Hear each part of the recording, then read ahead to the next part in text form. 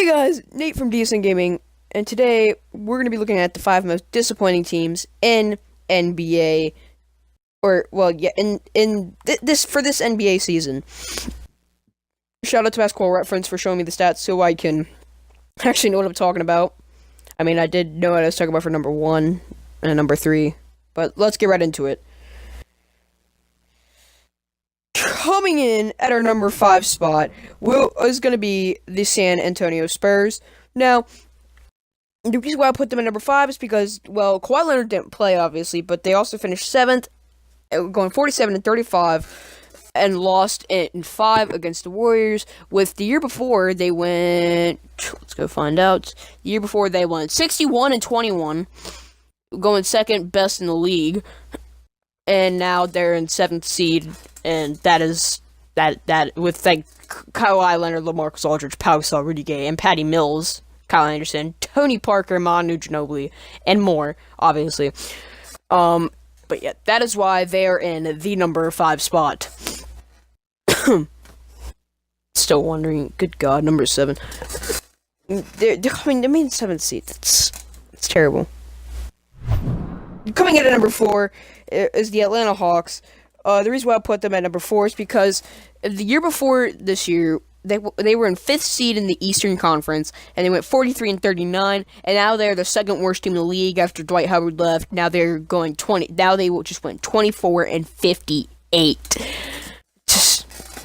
And I don't really understand how. I don't understand. I actually don't. I just don't understand of how they can go from 5th seed, and I think they've forced 6 games against the Wizards, to worst team in the league, just because Dwight Howard leaving. I don't think they traded anybody else. They may have, but that is why I have them in the number 3 spot.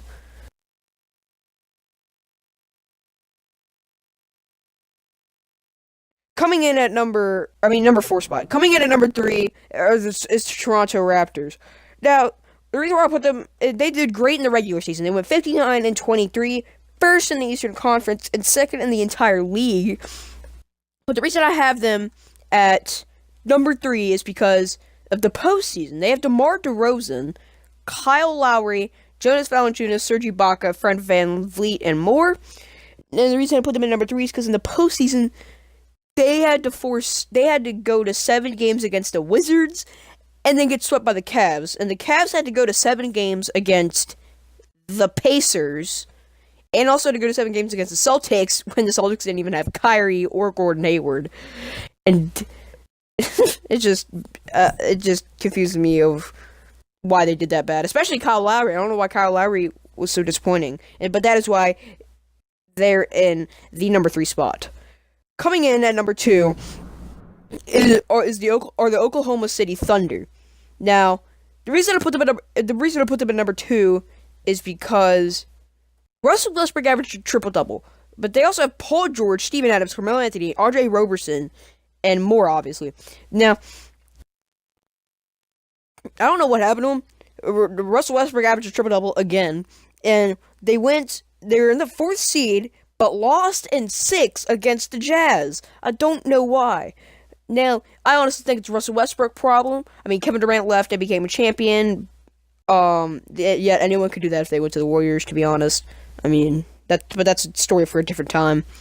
They got Paul George and Carmelo Anthony went down when they came, but we expected Carmelo to go down because he's just getting old. Paul George, he's in his prime. Paul George is in his prime. My voice just cracked. Paul George is in his prime. I don't really get why he went down, but Steven Adams went up. I don't really. So it may not be a Russell Westbrook problem, but James Harden left and became an MVP, and then Victor Oladipo left and became Most Improved Player of the Year. I guess no, he didn't leave. He got traded, but Domantas Sabonis got traded. He didn't get any better. I got a little bit better, actually. But that is why they're in the number 2 spot.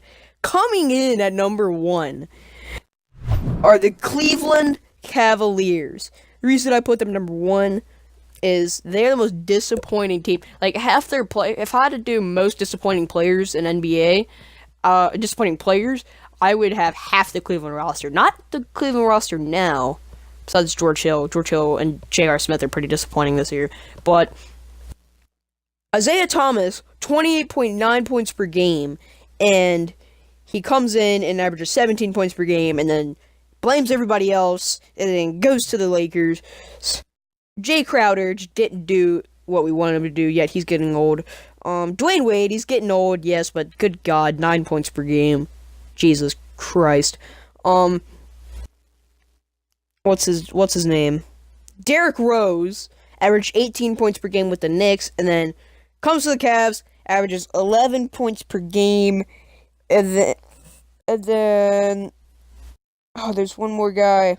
It's Isaiah Thomas, Jay Crowder, Jay Crowder, Derrick Rose, Dwayne Wade. D Rose, D Wade, Jay Crowder, Isaiah Thomas. Who's I can't even remember the other guy. I think it's George Hill. Yeah, George Hill. George Hill.